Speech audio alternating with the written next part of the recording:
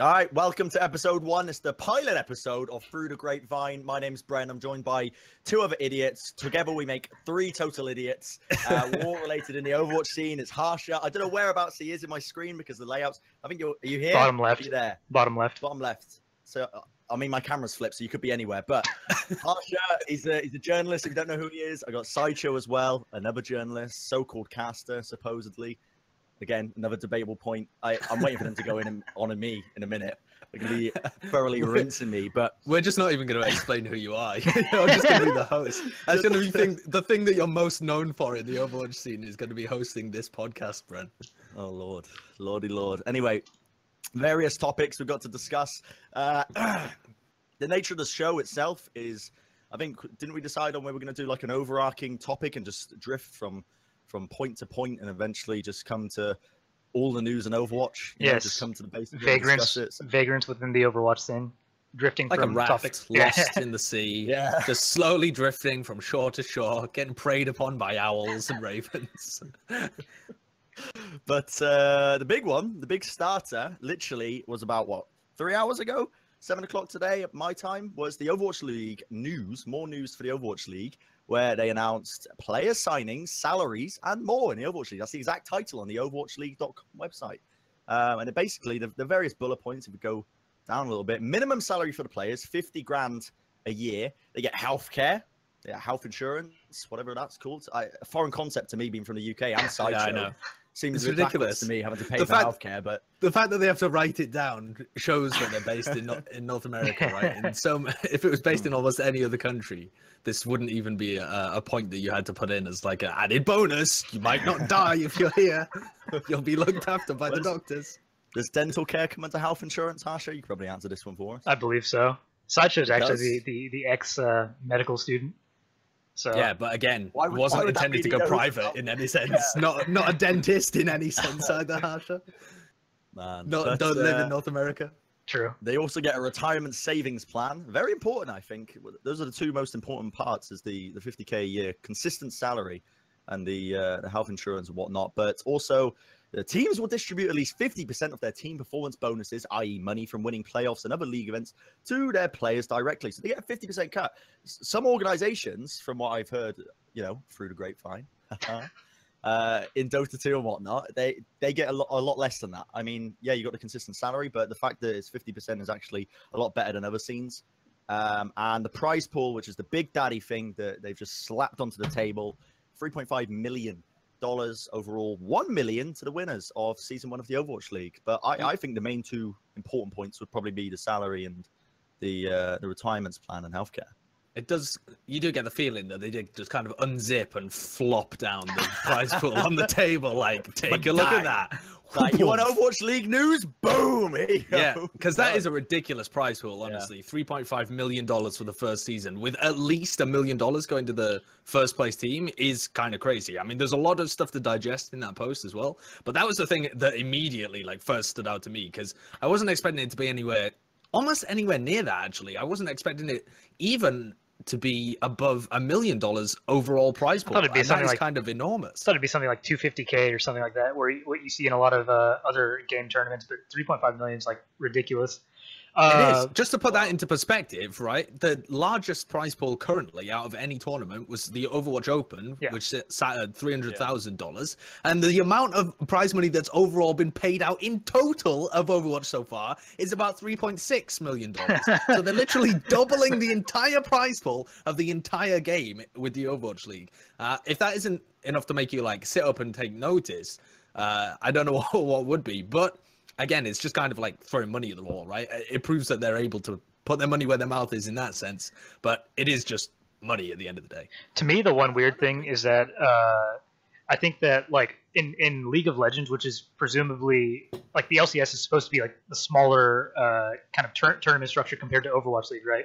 But they have a 75k minimum salary, whereas Overwatch League is a 50k one. Now, I think that the prize pool could offset that.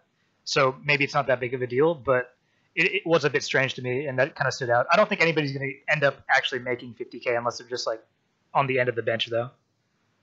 What's the prize money like in League, actually? I think it's significantly less for like playoffs and tournaments and whatnot. So the big tournaments. A more cynical person will look at this and compare it to the other esports scenes that have been around for a while, like Dota 2, for example. That's on the verge of 22 million, I think, for TI7 this year. They're 20 crazy million last year, but that is mental. And in a lot of ways, that's very unhealthy. There's a lot of the talent in the Dota 2 scene that are in sort of arguing that this massively high prize pools is very unhealthy for the scene, because it leads up, basically they've got this mindset now that if they don't beat it every year, the game's dead, which is just ridiculous for one. But we're back to 19 million, boys. It's over. It's done. It's over. The game's done.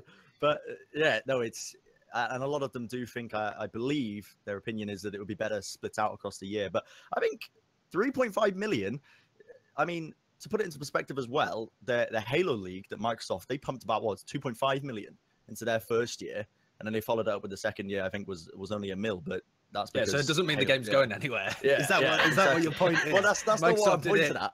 What I'm saying is, people will compare it to other games and think, "Wow, that's not too much money," but you've already put it into perspective. Compare that to all the money that's been in the Overwatch scene so far, and they're doubling it. They're essentially just slamming it in. They're just really trying to slam it home. But I had a feeling that they were going to do that anyway. They haven't shied away from spending too much on the esports side of Overwatch, at least. That is definitely true. They put up big amounts for the Overwatch World Cup every year in terms of player compensation.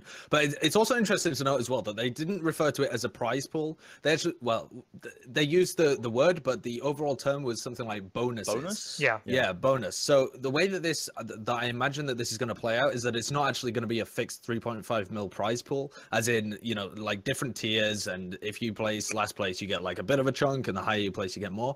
I think the way that it'll play out is a bit more like Apex, where they have set amounts either for winning and you still get an amount for losing, or like the Carbon series where they paid people X amount for every game they play. Yeah, fight money in that sense. Or there might be bonuses for other things throughout the season. So I don't think all of it will be prize money, but they did say that there'd be at least $1 million of bonuses in whatever sense for the top place team. So some large proportion of that is going to be prize money at the end of the day. But in terms of the amounts that the players get, the fact that it's 50% is actually on the low side. I know that you said it was on the high side for scenes like, we referring to Dota 2 there, Bren? Yeah, well, it depends on the organizer, doesn't it? But this is just setting down regulations that they have to follow. It does depend on the organizer. Oh, the webcams are frozen then. I'm not sure if it was just me, but we're good now. Yeah, again, setting the standards, that means that they have to follow it. Each organization, each team that's bought into the Overwatch League now has to follow that. Right, but the thing is, you think it's a bit too low. I mean, that is, I mean, it's not what I think. I mean, that is low compared to the current situation of things, both within Overwatch and within comparable scenes like CSGO. I don't know the situation in League of Legends. I think CSGO, but most people are between like 75 and 90% of the prize money goes to players at the moment rather than the organization. I think that's specifically for like Valve scenes. I actually don't know how it works with League of Legends though. I feel like it doesn't only go to the player in League of Legends. That's very much like an organization focused scene. Yes, yeah. So. Yeah, sure. But the way that it works in League of Legends as well for the future is that Riot's allocated set amounts of the in-game items that they generate, and the revenue is actually going to be shared directly with players as well. So although they've put this kind of information on the table as like, look what we're doing for the players here, Blizzard, when you actually compare it to other scenes, some of them are some of the criteria they've set at a base minimum, and remember that is a base minimum so people can negotiate higher if they want to, obviously, or if the organizations are going to allow it. This is like a reduction in terms for some people, especially those who are currently playing at the top of the Overwatch scene, which is basically going to be the people who are competing in the Overwatch League. Most people, if you think about the absolute top teams who are winning things at the moment or have been previously, they're making more than 50k a year anyway. Yeah. And you would expect them to if they signed to the Overwatch League, probably. And they have a better split in terms of the prize money as well. Now, what this does do is set a good ground level of every player. I assume this also applies to the players who are going to be on the bench or whatever. They're also going to be paid that set amount, so you can't like screw people over in that sense, and you're going to have to divide the prize money there. The fact that they haven't said anything about the split revenue from items that are going to be bought is, I mean, the way that like sticker money and stuff like this works within CSGO and the plans for it during League of Legends, this is something that I actually expected to be in there from Blizzard. And I wonder how the players feel about it, because, I myself, I'm not a player. I don't really give that much of a shit if the revenue isn't split with players, because they're still going to be getting a pretty good deal anyway. I reckon they're going to be able to negotiate themselves like good terms. But the fact that it's not there and other scenes have it, it's not the best deal possible for the players. I think it might be the case that they're still negotiating it or like thinking it through within Blizzard itself. Like maybe that's why it's not made public. The other thing I wanted to note is that I think you made this point earlier. While 50K is like, it's either on par with or slightly under what all the top Western teams are making in Overwatch right now. 50K is actually like a very sizable chunk, like compared to what Korean teams are making. Like we know, I think a lot of them are making even sub 1K a month, which is ridiculous for their talent level. So at least it's good in that sense. Yeah, it's going to create so much desire from the Koreans to actually partake in it, because I was having a chat with Taerong, the guy who's the coach of the Africa Freaks teams, and just asking him just to get a kind of feel for what the consensus was within the Korean community of players and staff and stuff like this in terms of partaking in the Overwatch League, because the fact that the sole spot isn't held by somebody who's involved in Korean esports, like a Kesperorg or something like this, and is instead more of a businessman, it seems, just from the information that's out there. And the fact that there's only one spot, and the fact that it's all going to be held for the first season in Los Angeles, all of those things together start to make you feel like if you're a Korean player and there wasn't that prestige about the Overwatch League, would you actually want to go, live in Los Angeles for this amount of time and compete there and everything? And he actually said, no, everybody wants to partake in it. They think there's going to be some kind of, the rumors are within the Korean circuit that there's going to be some kind of super team probably built. All of the staff and coaches are kind of concerned about holding on to their players because they can't compete financially with these kind of guys who are over in the Overwatch League. And the players, it's a massive financial boost from them. So this minimum 50K salary, and you've got to imagine that if some kind of Korean super team is being formed, maybe that the problem is when you consider people negotiating for more than this minimum, is that there is a massive amount of supply and really not that many spots within the Overwatch League, right? So I don't see that much pressure or negotiating power from the players unless you're incredible, and have already demonstrated that. Just to pause this real quick, I think our webcams went out. That's a nice little leeway because you guys were getting carried away anyway. I actually missed out some points from the main article. Yeah, so one point I missed out was that the teams will sign players to 1 year guaranteed contracts with the option to extend the contract for an additional year. So that's 1 year minimum. They at least get, the 50K salary or whatever for a year to secure their time investment into the Overwatch League. And then it's the housing situation, the team roster situation. So rosters must have at least 6 players and no more than 12, which I think we were kind of expecting. I know Reddit was making a meme. You got baited by it, Harsha. Saw you tweeting about it, saying, well, don't they realise that Laser Kittens doesn't have 30 members? But no, Harsha, that's called humour. You missed the first half of that tweet where I said, I know this is a joke, so. Nah, you didn't. But then also no region locking as well for the teams. So in terms of place of birth or home country, so literally going to be swapping and mixing players. Did we already know that, or was that not confirmed? Yeah, we did already. Yeah, we did know. I mean, it wasn't confirmed by any Overwatch League announcement or Blizzard announcement, but Monty had been talking about it for ages, and he presumably he knows. Feels confident. Yeah, if he feels confident enough to say something like outright, you can probably just take it as fact because he's got his fingers real deep in those pies. Yeah. And then of course the player housing and practice facilities of the season will be met by the professional standards set by the Overwatch League. What do those professional standards entail? I don't know, but it's probably just like not cooking your players to death with no AC or something like this. Yeah. Riot has similar standards. Riot's stuff, is that all written down? Is it like all codified? Or I believe so, but they've been really iffy about how they carry out like enforcing rules with that. There have been like a lot of situations. Even actually, Monte Cristo was involved in one with like Renegades back when he owned the team. Yeah. And then recently this year, there's an Australian team called Tainted Minds where there's this big drama. Like it's funny that you mentioned AC because in League there was a team like in Australia. They're having a huge drought. Like the temperatures were raising to 105 Celsius. I mean not Celsius, Fahrenheit. That'd be bad if it was Celsius. Just boiling in this. But essentially, they just didn't have ACs or anything like that, so they're all just cooking. I got a new fridge delivered today, so if worst comes to worst, I'll just hop inside the fridge, you know? I got a fan delivered the other day. Can you see it in the camera? There, it's like a black cylinder. Can you not see it? Shall I lift it up for you? Yeah, lift it up. Shall I make you a little like note for it that goes Bren's only fan? And that can just sit in the back of your webcam. True. Can't believe that the fact that I bought my Twitter followers has leaked through this first podcast episode. God, that's fantastic. My little room gets so hot.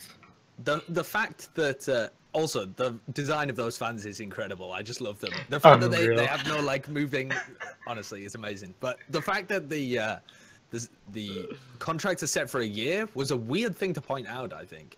I tweeted about it a little bit earlier, but the fact that they like deliberately wrote down contracts are 1 year long is really puzzling to me actually, because first of all contracts for in Overwatch at least currently are like standard 1 year long contracts, but that doesn't mean that you're forced to keep the player for a year. So is that what they meant? That teams are like, if you sign a player at the beginning of the season, you're forced to keep it, and there isn't an exit clause based on performance and stuff like that? It's just like gross misconduct or stuff like this, which would be required for you to terminate the player? Because that seems more likely to me. Because if they just meant that like the base amount of the contract is 1 year long, and then you would have to renegotiate at the end, or there's an option to go for 2 years at the beginning, that's a weird thing to point out, because that's just the standard at the moment.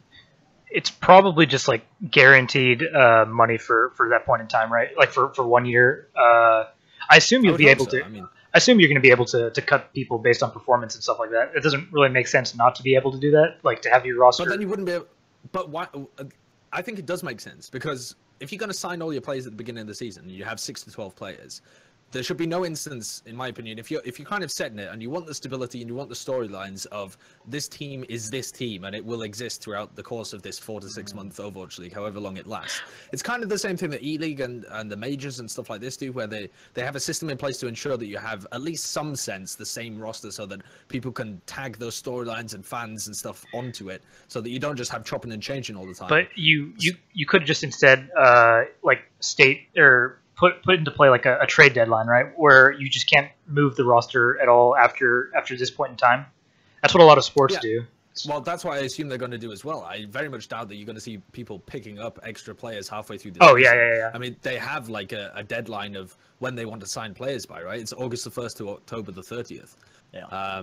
So it seems like your rosters have to be set in stone by October the 30th, and from that point, that is going to be... I mean, it's going to change for future seasons, but it seems that the concept of some kind of preseason where you're locking rosters in place and playing with them for the duration, I mean, I think 12 players is reasonable. Like, if you lock in 12 players, you should have a roster that's going to be able to last 4 to 6 months for the duration of the Overwatch League. But the weird thing for me is why they even specified it was 1 year, because if you want to specify it as in... this is a long contract, it's going to keep rosters in place, it's going to ensure stability from season to season, then in my opinion you would say at least a 2-year contract, because that at least spans 2 seasons. And so from season 1 to season 2, or from any 2 consecutive seasons, you would have a team, say we'll use Misfits as an example because they're in there. So you have this like Swedish team, and you know that if you're a fan of Misfits, you're going to be a fan of these Swedish guys. You're probably going to have Tweak on the roster and stuff, so you can focus around a core player, and you're going to have some kind of stability as both a fan, a viewer, and the people within the team. But by specifying 1 year, that doesn't stop you from chopping and changing from season to season. It just means that they have to be fixed over the off season, which is a weird proposal. There's a couple of things to take from this. One is the fact that it gives the players peace of mind, assuming that they're stuck in it for a year. Because how many times have you heard from a player that they're scared of getting cut? I've heard the horror stories. I'm not going to name any names, but I've heard it out there, at least in Overwatch as well. Players are scared of getting cut. They're scared of saying the wrong thing, not being liked by the team or whatever, and being removed from the roster. And suddenly that stability that they had from like a salary is just gone. Well, that solves that issue for one.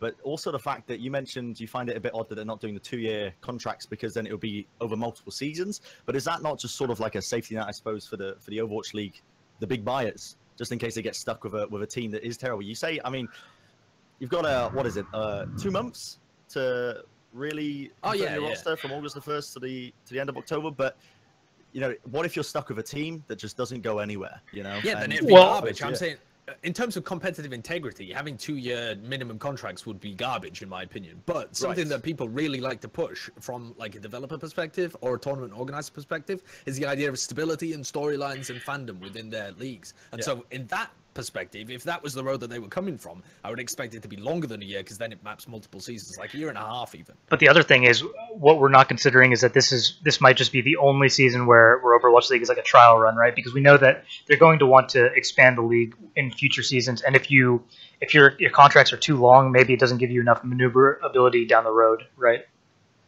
Yeah, I mean, I think it's a good thing having a year contract. It was just weird to me that they actually specified it. Yeah.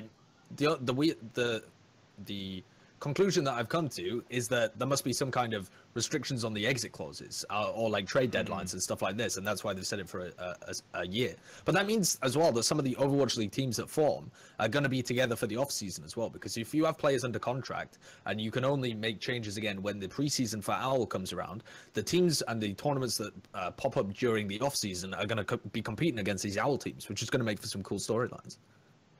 Yeah, for sure. I did mention as well at some point during the article that this is a first for the Overwatch League, where you're basically drafting in these players from August the 1st to October the 30th, because obviously season 1, beyond that point, what did they say? I'll quote it exactly so that I'm not looking like too much of a moron, but in future seasons, the preseason player signing process will be updated to serve the needs of an established league. Its teams, players, and fans are just keeping it quite open and broad, not actually specifying too much just yet. But yeah, I mean, that is essentially the news that got released earlier today.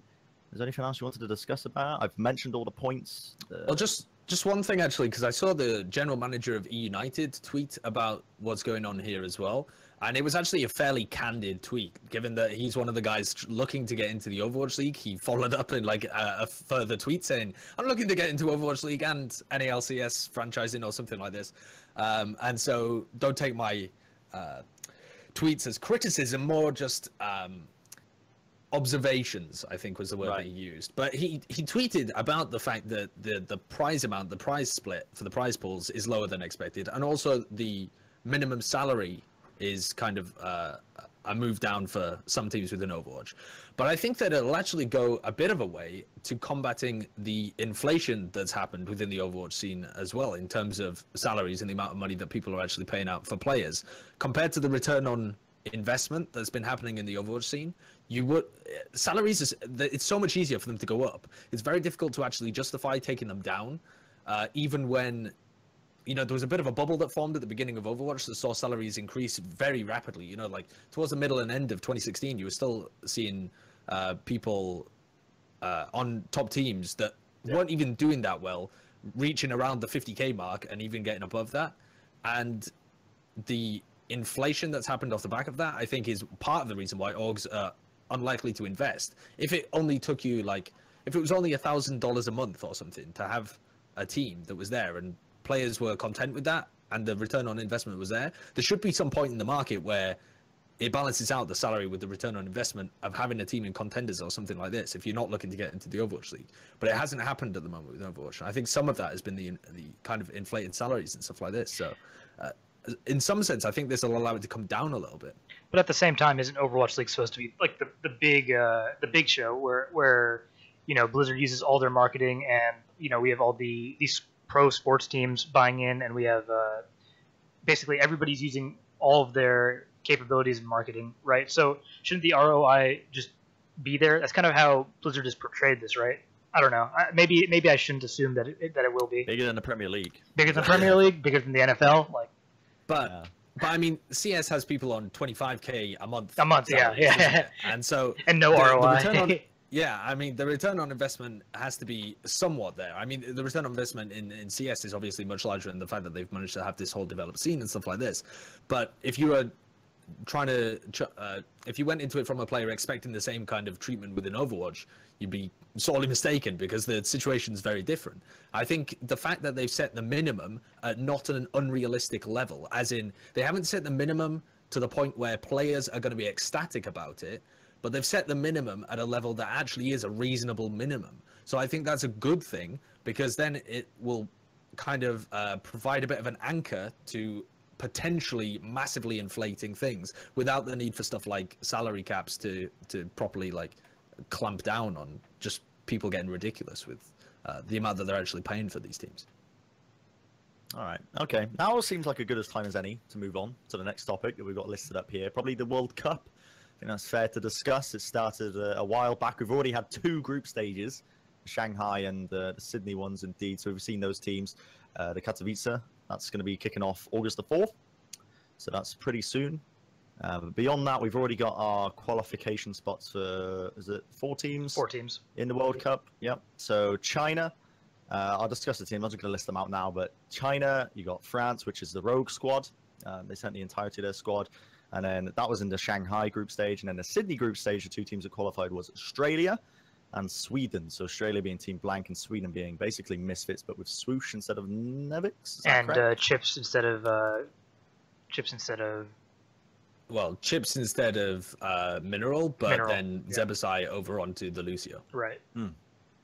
So yeah, those are the 4 teams. To start with, I want to talk about China as a team, because coming into the Shanghai group stage, they were one of the teams that I was looking at, like the betting odds and stuff for them, and they had, I was looking at the betting odds for them, and China were the favourites to come into this, but call it my ignorance of the Chinese scene, because I haven't really been paying too much attention to it. The last time I paid attention to the Chinese scene was when, oh god, what tournament was it? It was the APAC. I think the first APAC they did. Very long time ago. Back in Very like long time ago. September or October, something like that. And the finals ended up being Rogue versus Lunatic High in the end, and Rogue beat them 4-0. But that's ancient history at this point. But what I'm saying is that my perspective of China has always been that they've sort of just they had these brute force strategies, and that was very much the play style that they used. But they absolutely stormed the beaches in Group A. They just slammed it, didn't drop a single map. Bearing in mind there were some close engagements, but other than that, they came out on top by far and large. And obviously, Team France, which is Rogue, also came out on top. But China, were you guys anticipating them to come out so strongly? You could argue, again, the teams that they're playing against weren't that great. Yeah. But You definitely could. Yeah. I mean, that would be the first place that you go to. You look at the teams that are in their group. You've got Norway, which is like basically Oslo Lions, this team that was competing around Tier 3. Yeah, Tier 3, maybe even Tier 4 Europe's, depending on how you divvy them up. And then disbanded. It's got some good players for sure, but they are not they're not like a world beater team by any stretch of the imagination. And then the 2 other teams in the group are Hong Kong and Romania, who are both, I mean, they wouldn't even really register on that kind of scale. And then when they went into the playoffs, they were playing against Thailand, who, you know, they have like a reasonable team. Yeah. But again, this is not a team that you would expect to be able to compete on the world stage, whereas China in itself as a scene, not the Chinese team itself, but China as a scene, with the stability of the Overwatch Premier Series, has actually developed into a reasonably good scene. I mean, you can't really tell at the moment because they've been locked into the Premier Series for months, but there's definitely some talent there that's going to be kind of world-class at some point. And we saw that come out in the Nexus Cup, right? I guess we'll probably talk about that later, but yeah, we'll go on to that. Yeah, so I mean, they definitely have shown that they can hold their own against, Korea, which is one of the stronger scenes. And I guess even though I think Chinese styles look kind of different from the rest of the world, definitely not bad in their own right. They were one of the first sort of regions to really exploit Sombra to a fullest. Yeah, which is interesting to make. I mean, you say that. You say that honestly, but they did exploit Sombra to the fullest, but it was like they were just throwing shit at the wall and seeing where they stuck it for so long. That has just been the Chinese way of things, and it's created some incredible strategies actually. But within their scene, it's madness, honestly. And before the Overwatch Premier Series, which introduced some kind of structure into it, it was mental trying to follow the Chinese scene. There were roster swaps all the time. People were playing just like mad compositions. They were playing like quad DPS with a Sombra, and then your Sombra would just be like fucking all over the place, like trying to get picks all the time. And they didn't seem to have as much cohesion. Some teams would go on mad winning streaks and then just suddenly drop off a cliff, and other teams would come through. Now it seems to be much more stable, and like you're seeing the meta a little more slowly develop, but they are one of the scenes at the forefront of like development, because it seems that people don't want to hone or polish their own play so much as like undermine other people's or try and come up with counters or really experiment. You know, it's the region of experimentation rather than polish, but it makes it really fun. Any other thoughts then on Team China? Basically, we just come to the conclusion, no, they're not that good. They just played against absolute shitters. They will be good, but they're not going to be incredible, I think. Right. I don't. Like, I don't think they're going to make that yeah. much noise at BlizzCon, but I think that they were probably expected to come out of this group. Okay. The thing is, if this was last year's World Cup, they would actually be a legit, really sick team. But this year's World Cup's got some some regular Incredible teams teams. in it that are incredible. You got France, you got Australia, you got Taiwan, then you've got the Super, and they're like Rogue, Blank, and Flash Wolves. Or I mean, if you had global tournaments repeatedly, they could consistently rank in the top 15 of the world out of any teams that are currently existing. And then you've got kind of the super teams like Sweden. You've even got like the super teams of China and Japan and South Korea and these kind of places where regions have created the super teams rather than individual countries. You know, they have large enough player bases, in my opinion, to kind of be considered almost regions rather than countries in and of themselves. You know, whether you compare them to like Denmark or something. Funny you mentioned Japan, because that was the one shocker for me during the World Cup, right? Their performance in general, because I've always just assumed, right, the Japanese sort of, I guess, esports scene, I only ever known them from fighting games. Yeah. I've never known them Overwatch. But that's because like the arcade scene they've got over there.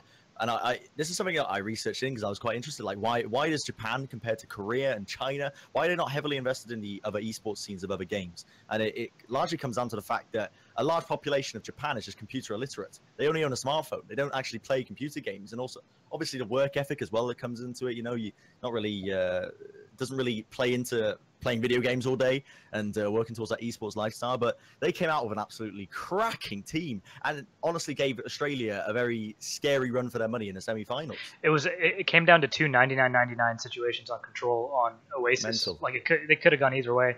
I think that the one person that really brought to light was AKTM, the DPS player for Japan. Like he looked really sick on the soldier. The weirdest thing about Japan as well is that is pretty much the only one that was truly just unexpected. Yeah. Like if you look at the other teams and the regions that they play for and kind of the players and the like teams within their region, you know that either they're developing or they're a good region or whatever. Japan has consistently been trash in every single Overwatch tournament they have competed in. They have been dominated. When they went to APAC, they were just shit on. When they were competing in what was the most recent one? The Overwatch Pacific Championship qualifiers. They got demolished. I mean, they didn't get demolished as much as they did back at APAC, where they lost to all the Chinese teams, who then got wrecked by like NRG, who then got wrecked by Rogue, Koreans who then got wrecked by Rogue. I mean, there was different layers of how badly they got wrecked a year ago. But even just recently, the teams which, from an outside Western perspective, you would expect to be the best. Like, why would you not send your best teams to compete in the Pacific Championship?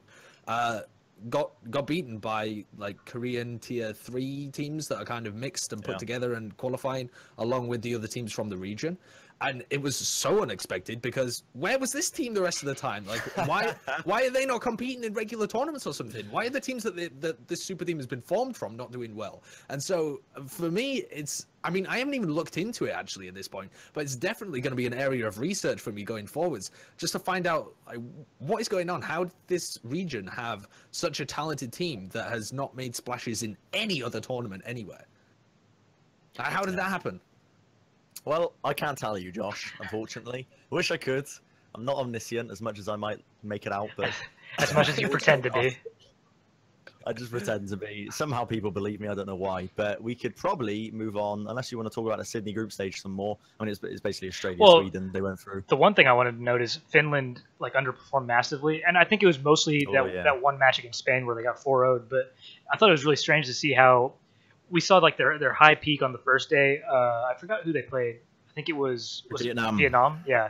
So they just crushed Vietnam, and then the next day they get crushed by Spain. I thought that was kind of weird because Finland on paper looks like one of the teams that should have done the best at this tournament, where they had 5 people from one team, and then Taimu, who's like in the conversation for one of the most talented players in the world, right? So on paper, you'd think that this team would go really far in the tournament, and then they managed to not really do anything. I thought that was a bit strange. Yeah, it's always weird with these teams, like especially Spain, who when they started out and they were playing against Japan, looked appalling because they just hadn't figured out what their style was, how they were going to play, who was even playing different heroes or roles. They didn't have a strategy or any semblance of like a plan on any point, it seemed. And throughout the course of it, they started kind of building it up. And Finland, I think, I mean, it is the Rest in Pajamas roster, but you've substituted one of the best traces in Europe. Yeah, true. For somebody who's an actually incredible legendary DPS player within Overwatch, but can't fulfill the same role, and it completely, I think, changes the style of the team in that sense. Yeah. So it was a weird situation for both of those teams. Again, weird situation for Sweden as well, I think. They were kind of lucky that they didn't come up against Japan, because if the situation had been reversed, I think Japan would have wrecked them, to be honest, because again, you're seeing the benefit of having a team that's practiced together for a long time or really been determined to make the rosters happen rather than super teams that have just been pieced together. Which is one of the reasons why I think South Korea have a potential to fall in this cup. I actually don't. I actually, like, I've put myself out there and said that I don't think they should be the favorites coming into this tournament. Like, I don't think people should be thinking of them as the favorites. I actually think that should be Rogue on paper. Yeah. But because they're such a set team and they've been performing so well, and throughout from now to BlizzCon, they've got all of that time to work together. Whereas the other teams, like, they might be making roster changes. Like, who knows what's going to happen with the AF Blue, Lunatic High. Some of these teams might get picked up for the Overwatch League and end up practicing with different people. They might be split apart by continents or whatever. This isn't a team that's going to have the same chemistry, even though it does have just undeniably fantastic players. This isn't last year's World Cup where they were playing against a French team that was full of streamer memes. So they had like one member on paper, of Rogue. I think Rogue. Yeah, on paper, I think Rogue's team synergy should be a massive boon for them, enough to actually call them the favourites for the tournament. Now, will they win in the end? I don't know, because they had a very shaky group stage series, to be honest. And if the meta changes down the road, then who the fuck knows what's going to happen. But funny you mentioned that, Doomfist. We'll come back to him later, because he is going to be released, is it tomorrow? In 2 days' time on the rank ladder. Is it tomorrow? Yeah. I guess. Is it? It might be tomorrow. Yeah, 27th. Yeah, it's the 27th. 27th, all right. Are you living in a different time zone, Bren? Yep, apparently. I'm not talking about dialing that, in from somewhere in the Pacific. That's why your Skype cam's not working too well. Let's talk about Doomfist a bit later on, because I want to keep to a structure here. Let's keep on track for the World Cup. But let's talk about the Poland group stage, the Katowice group stage, which is yet to happen. August the 4th is when it's going to be kicking off, and that is where we're going to be seeing South Korea, as you talk about. They're going to be playing in their group. They've got Netherlands, Poland, and Austria. Again, I would pin them as the clear favourites. Yep. Netherlands could probably give them a run for their money. You say GG. Again, if I'm going to go back to the betting odds, I'm not being sponsored by a betting website, by the way. I just like to talk about the that's what all the empty space in this overlay is for. Yeah, put your sponsors down here, boys. Hit us up, Bet365. I know you're watching, but South Korea had 1 to 100 odds to basically come out on top of their group. So it's like crazy, obviously, confidence that they're placing in South Korea. On the other side, a bit more interesting in terms of teams competing: Canada, Russia, Singapore, and Turkey. So in my mind, Canada and Russia are the two teams that are going to be competing for those top 2 spots. Have you looked at the Singapore or Turkey teams at all? I personally have not. I don't even know the rosters for either Singapore. So I know. I actually know that they're.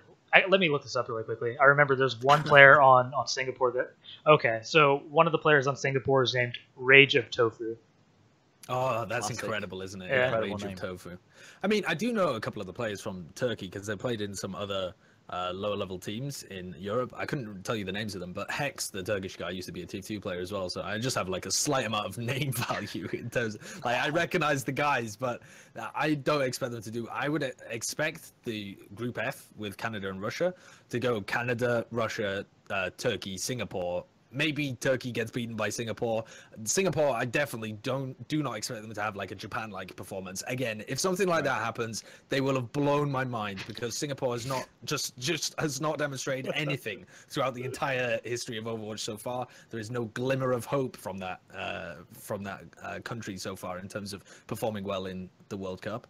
Russia came second last year, but again, very different scenario. It was weird, they weren't actually playing against good teams, really. They were kind of. It was a meta that was better for them as well. Very unstructured, that kind of thing. They could just rely on Shutterburn for fat plays. I would expect Canada to come top. If Russia upset them, wouldn't surprise me that much because Canada don't look great either. Whichever team ends up coming second and comes up against South Korea can kiss their hopes of going to BlizzCon goodbye, frankly. And people are going to be chanting South Korea after this and thinking that they're going to be going on a dominant winning streak and not dropping a map. Because, frankly, if they do drop a map in their group, and even against Canada and Russia, to be honest, that'll be pretty worrying, I think. Because South Korea should just wipe the floor with all 7 other teams that are in Katowice with them. Have you been watching the South Korean scrim games where they're playing against, like, they played against Kangdu Unsia, 4-0'd them with Junkrat, like, every map. Like, this team actually... I agree that they shouldn't be the favorites when you consider that like full teams like Rogue are in this tournament. But when you look at the talent that they have on this roster, sure they might not have Miro, but I think Mono demonstrated that he's like a perfectly good tank. Maybe didn't perform that well against Miro, but I think it's hard to look good as a solo tank against a better team in that sense. It's also hard when your fucking Diva's getting hacked the entire time. You've just got no peel. And you're playing against Miro, who's only jumping back onto you to kill you when he's getting peeled for the whole time by Zumba. And both of his DPS players are just curling inwards to shoot you as well. The whole game was just designed to make Mano look like a fool. Yeah. But South Korea definitely has like one of the best DPS duos in the world, I would say, with Sebiolve and Flower. And then they have Ryu Jaehong, probably the best support in the world. I don't think anybody really wants to debate that. So like this team, while you can't really consider them the favorites because they haven't been practicing as a full team, I think it looks really sick and really promising right now. Yeah, I mean, I wouldn't be surprised if they won. Yeah, even if they're not. You're just going back on what you just said. That's not at all. No. Listen, right? If someone's the favorites, they could have a minimum of 51% chance, theoretically, to win. Okay. If someone's got a 51% chance to win, and the other team has like a 49% chance to win, one of them is logically the favorite, but that doesn't mean that they're guaranteed to win. South Korea's got a massive chance of winning here, but I wouldn't put them as the favorites. I've got you quoted as saying earlier, South Korea are a shit team and have no chance to go far at all. They have no chance. Everyone bet against them. Just trying to. Well, just fix the betting odds. Everything in your head, Bren, goes around betting odds. Is that how you decide your dinners and stuff? It's like you look up on Bets 365. Draw tarot cards and just see where it comes up with. Jomsom. Jomsom, the classic dish from Nepal right there. God, about 4 people who are watching this video are going to understand that reference. No more. There you go. Reference game on point. I don't understand the reference. 3 of them. Wow, 2 of them are here then. I was about to say 3 of them. No, apparently not. Let's talk about Burbank. Oh, you want to talk more about No. You mean Santa Monica. Yeah, it's not a Burbank group stage anymore. It's Santa Monica. They changed? They've released the tickets, haven't they? Santa Monica. Okay. For whatever reason. Over.gg then, lads. Get on it right now. Because it's the incorrect misinformation. But no, it's going to be United States in Group G, playing against Taiwan, Brazil, New Zealand. Yeah. Thoughts on that group? United States... is it just the patriotism of Reddit that are ramping them up? Jason Kaplan screaming on his heart out on Twitter. Is that what's making people think that United States are having a good shot? I actually, looking at the squad, I don't think they're going to be turned too hot against some of these squads. I mean, I think they could get out of the group, right? But I don't think that when you compare them to the rest of the top 8, I think it's actually a bit underwhelming, or the presumed top 8 when we get to the end of this tournament. Oh yeah, for sure. Like, I don't expect them to make a deep run in the tournament, and if they do, it'll actually be pretty astounding to me. In fact, I think they've got to struggle to make it out of the group, to be honest, because Taiwan is Flash Wolves, and that is a legitimate team. If there were, again, in the world where there's like regular global tournaments, I would expect this team to be a top 10 team in the world. And kind of the reason why they're not in our rankings and stuff like this is just because there's no channel of communication. Right. It's almost impossible to make a comparison. But they stomped through the Pacific Championship. They just absolutely stomped it. They weren't even really close to Blank or AHQ, the next 2 teams. They 4-0'd Blank once, and then I think 4-1 them the next day. It was something ridiculous. It was something like that in the grand finals. Like, it was a double best of 7. It started out, though, that's the trouble with the Pacific Championships, though, isn't it? But it started out because it's such a long event. Blank were coming into it looking so hot and so good.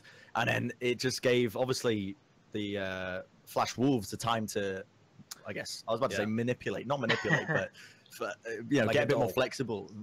Well, it wasn't just that. There was a massive meta change in the middle as well. Blank came in as a triple tank team that had been playing like around their Roadhog for the whole time, with like I eat you up on Tracer as well. And now then they had to switch over to like playing triple DPS and the Diva Winston and stuff. It's a massive shift.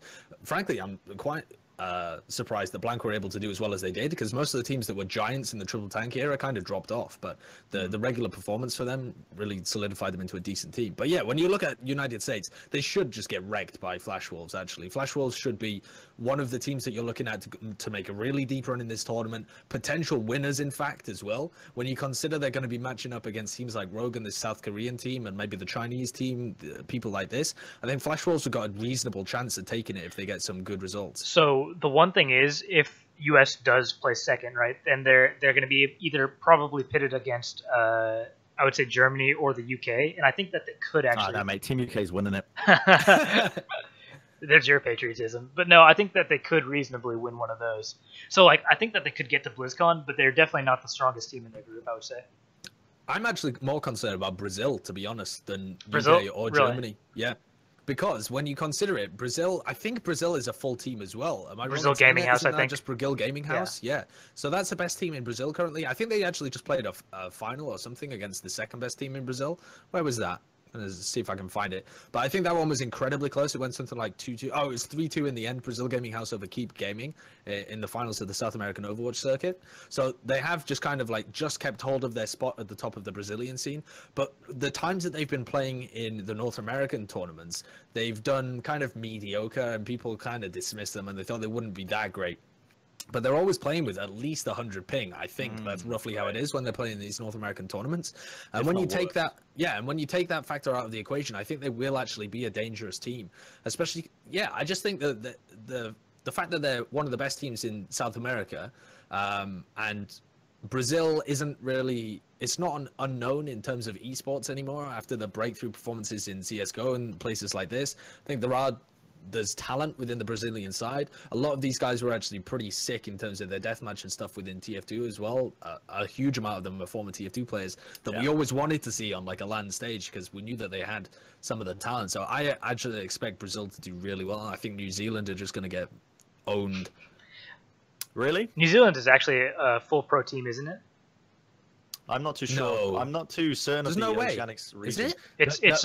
It's called. I miss New Zealand so easily. Here's my prediction, right? United States last. United States last. Just to trigger people. Is that the only reason you've? I'm going to make an enemy of Reddit. I'm taking the heat away from you. Your top 10 rankings, that's not going to be the most talked about subject anymore, lad. Don't you worry. It'll be me. Okay. I'm pretty sure that talking. Jason Kaplan's going to be DMing me. He's going to be saying, "You and me at LAN, kid. We're fighting." I'm pretty sure that New Zealand is masterminds, but I'm not. Let me check this actually. Yeah, it's just masterminds. They are a good team. Yeah, no way. It's not. Oh no, it's not. It's not all. It's not all. Masterminds has Australian players. Yeah, you're right. It's not all of them. They are a good team. It's only got Cantus, isn't it? Cantus, Huwu, and oh, is Huwu on there as well? It's one of the more stacked groups. Willex. At least. It looks like it's half masterminds. Let's have a look. Who have they got here? Yeah, they've got. Oh yeah, Huwu, Cantus, Willex. Wow, they've actually got a lot of players on that team. Yeah, like I said, United States are coming last. Okay, yeah, I didn't actually realize that. Fair enough then. I thought that most of the masterminds were actually Australian. The group of death in a lot of circumstances, because anything could happen. I feel like this is going to be the group to watch.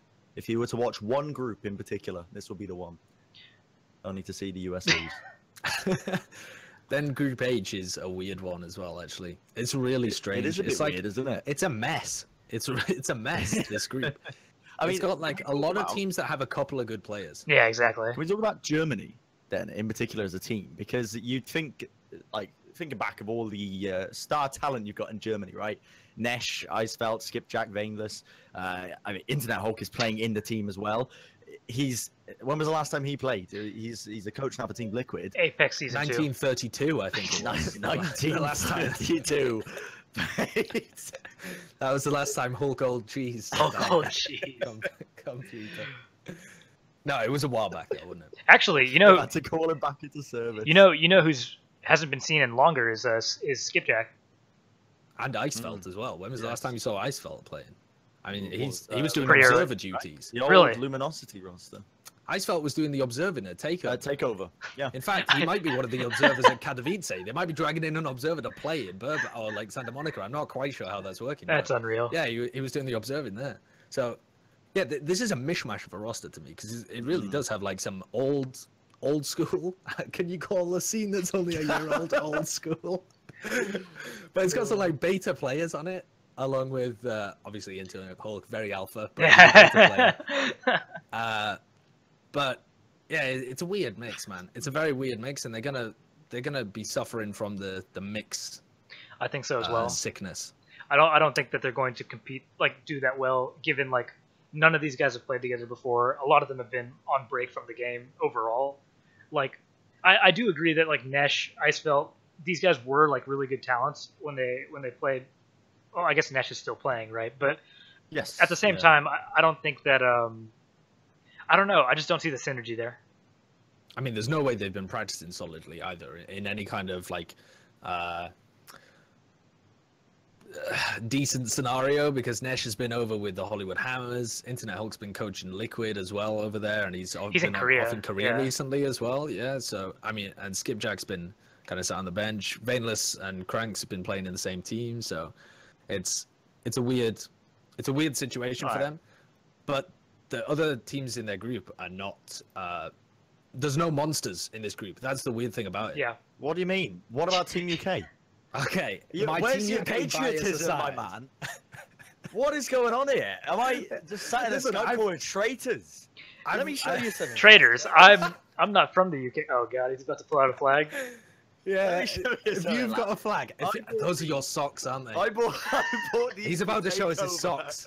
I bought these for Takeover 2 because I assumed we weren't going to be wearing our shoes, and I was going to show them up. I was going to big up Team UK. I was going to go, yeah, come on, Team UK. Do you know what? I'm so glad that we had to have our shoes on. I'm so glad that never transpired. And the opportunity never come because we were allowed to have our shoes on. The only reason they didn't have them on the last Takeover was because it was new flooring. They didn't want to scuff it. So we were allowed to wear our shoes, so nobody ever got to see my Union Jack socks. I am the biggest patriot. Trust me. This team is going to win. Isn't it disrespectful to have the flag on your foot?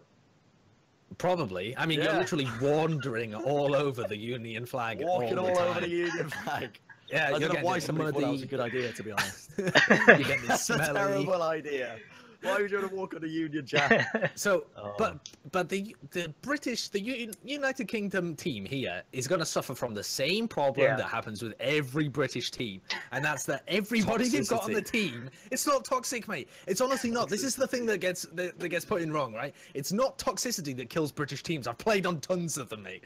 Right? What happens is everyone thinks they're a joker, and nobody takes the game seriously, and they all prod each other to see whether they're like really taking it seriously. Right. No, and if anyone gets in the zone, they get taken the piss out of. And that's just how the game ends. Have you sat in on the scrims? Yes. No, you haven't. I have. No, you haven't. What do you mean, no, I haven't? Just decided for you. You haven't. Listen, when I sat in on the scrims, it's just Christopher. Christopher is a nightmare. It's Christopher and Cruz. Stylosa was like constantly coming at the end. He's like, Chris, come on. You can't say that. I'm trying to record and get footage here, and he's like, I'm not gonna repeat it. But it's like Christopher is atrocious in the comms. He is a bad one. It's just a British thing. It's not a problem with any of these players. But as soon as you get multiple British players together, they lose any focus and they just turn it into a piss about. And that is it's just gonna. Do you know what they were talking about afterwards? Their sponsors. They want to get sponsored by Nando's. That should just tell you everything about the UK team. Honestly, I hope they go so far. I have a good feeling about this Sideshow. All right, but looking at the talent that's actually on the team, rather than talking about the just the random stuff that may not even come to actually matter, they've got a reasonably good team, right? They've got Christopher and Smex as the two tanks on the team. Smex is a guy that hasn't had an opportunity to show his talent on the big stage, but is actually pretty talented. I think he's like one of the guys that's probably ready to break through into a top team at some point. Maybe this will be the tournament that allows him to show how good he is. They've got a pretty good DPS duo of Mikey A and Cruz as well. You know, it's not going to be outstanding, but it's going to be They're solid. They're a solid pair. Well, I don't even want to say solid, actually, because they actually could be fairly inconsistent. Like, the way that you see Cruz play, sometimes he just goes off and has ridiculous games, and sometimes I feel like he tries to put the burden of the team a little bit too much on his back and ends up, feeding in times occasionally. So I don't even want to say solid, but it's like, when they're going to be playing well, they're going to be playing pretty well, and when they're going to be playing badly, they're still going to be playing all right. They're going to be a pretty reasonable DPS duo. And then Boombox and Reels, I mean, Boombox is just sick, and Reels is a pretty good Lucio as well. So I think the team in a total has like the skills to be able to do it. For me, it really does come down to like how much do they actually want it, how much is the focus going to be there, and how much preparation do they put into trying to properly get their teamwork down. And knowing you Brits, probably very little. That would be my interpretation of it. But that's the thing. The other teams in their group as well, either lower level teams like Zen Gaming, who form the Israeli team, or they are mixes like the German and Belgian teams. And the German teams kind of got a lot of old cheeses, and the Belgian teams got a lot of unknown cheeses. They have Spree and Logix, and then I guess AFOX, who are all pretty well known. I don't know the rest of their roster at all. Yeah, what the hell happened to AFOX, right? One time he's Portuguese, suddenly he's Belgian. Flag? Yeah, for whatever. I mean, he knew, right, that he wouldn't get in over Gray because Gray's sick, and so he just goes, "No, mate, I'm Belgian. I'm Belgian. Boys, I'm Belgian." No, I think he must have split heritage. He must be or something, and has dual nationality in both, and just got to decide. I think because we did get told on over.gg to put him as Portuguese. I think he must have messaged us at some point and told him that he wants to identify as Portuguese. Maybe he lives there, or he associates more strongly with that side of his parents' heritage, or whatever. Maybe he's could be transracial. I mean, transracial Portuguese and Belgian. Transracial. I mean, possibly. Is that even transracial? That's just from two different countries. What is your concept of a race? What is a race, Harsha? Tell us. Transnationality. One thing I will mention is that the Belgian team have got a player called Senpai. Yeah. So there you go. All of the supporters for Japan can now support Belgium. Senpai versus I Love Tofu. If that happens. Oh, what was it? What was the guy's Rage name? of Tofu. I can't even remember. Rage of Tofu. It's so good. How good is that name? Rage of Tofu. Imagine the casters saying that. They better not abbreviate it to ROT. Rot. They gotta say the whole thing. They gotta say the whole thing. Rage of Tofu. Rage of Tofu whips out the Dragon Blade. I don't even know if he plays Genji. He's the Lucio player. No, I don't know what he plays. All right, but Team Israel. Yeah. Talk about Israel are the only player I recommend. Actually... We're both talking at the same time. The only person I recognize is Echo. Who did he? Oh God, he tried for Complexity. Trial for a team. Was it Complexity? I believe so. I don't even remember that. Years ago. For some reason, I wanted to say NRG, but that's not right. No, I'm pretty sure it was in the Carbon series and he tried for Complexity, but. I can look it up. I'm pretty sure that was correct. I think you're right. Yeah. And he was playing for a while with the team, just as they were switching and swapping a couple of different people, and they was just trying to see whether he fit in the team. He was reasonable. He was pretty good. Yeah. I think actually the standout talent there is Cafe or Kafe. I don't actually know how you pronounce that guy's name, but he's the off tank for the team, like the flex player, and he's got an unbelievable Zarya. His Zarya is incredible. Whenever he pulls it out, whenever they've got the opportunity to use it in a composition, they get real work done with it. And so they were one of the teams that was kind of playing the Zarya style into the D.Va Winston as like a bit of a counter, which I think is pretty reasonable. Like it doesn't play well into the triple DPS, but I think you can play the Zarya into it. I think that's one of the reasons that like this anti-dive comp is actually working pretty well. That the Chinese are currently playing. So I'd expect them to have some kind of strat like this, and they actually could do work. I actually expect them to qualify, if I'm going to be real. This Group H is a very difficult team to group to predict, because who knows where UK and Germany are going to end up.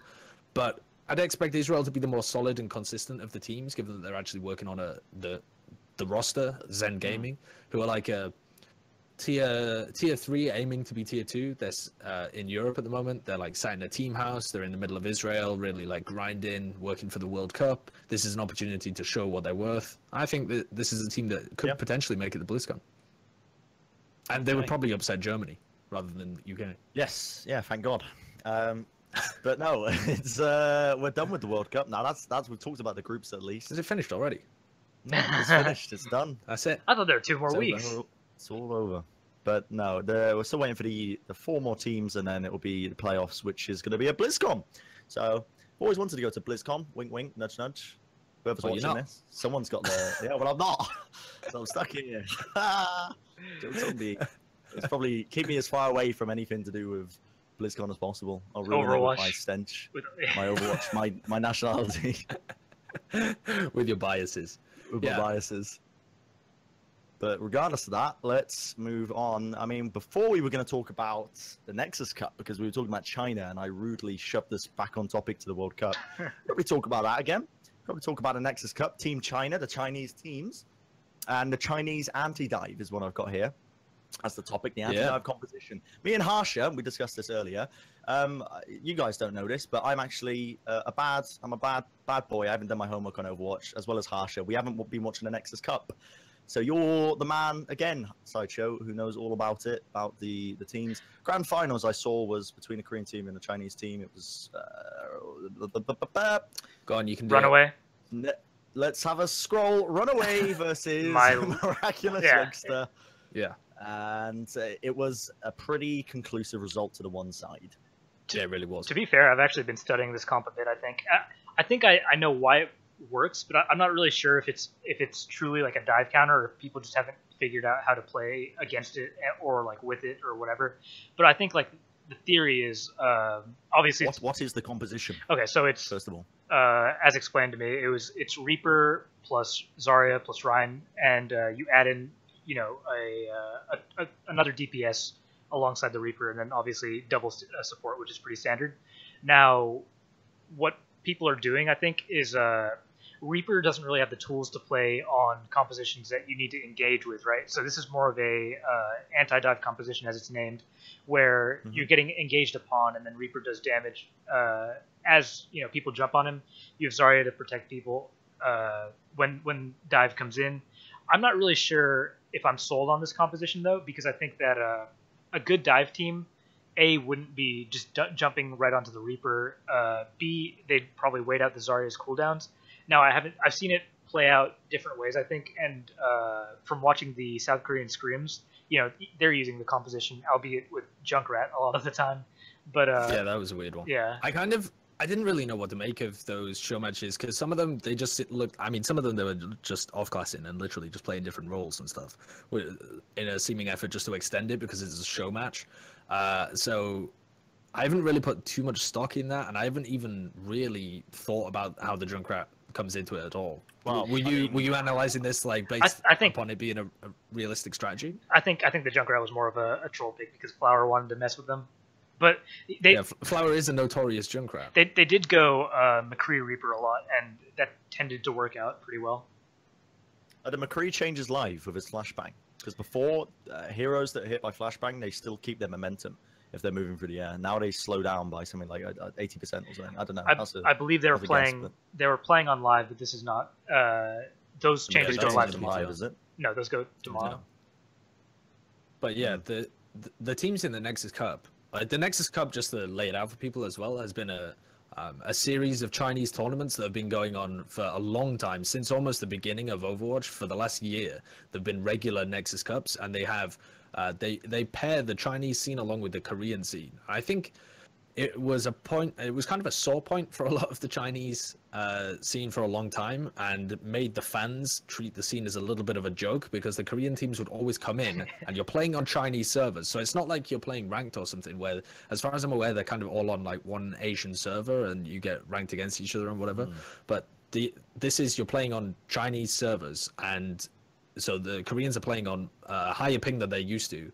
They normally have like 5 ping within Korea, and they're playing on anywhere between 50 to 100, I believe, is what you roughly get from Korea to China.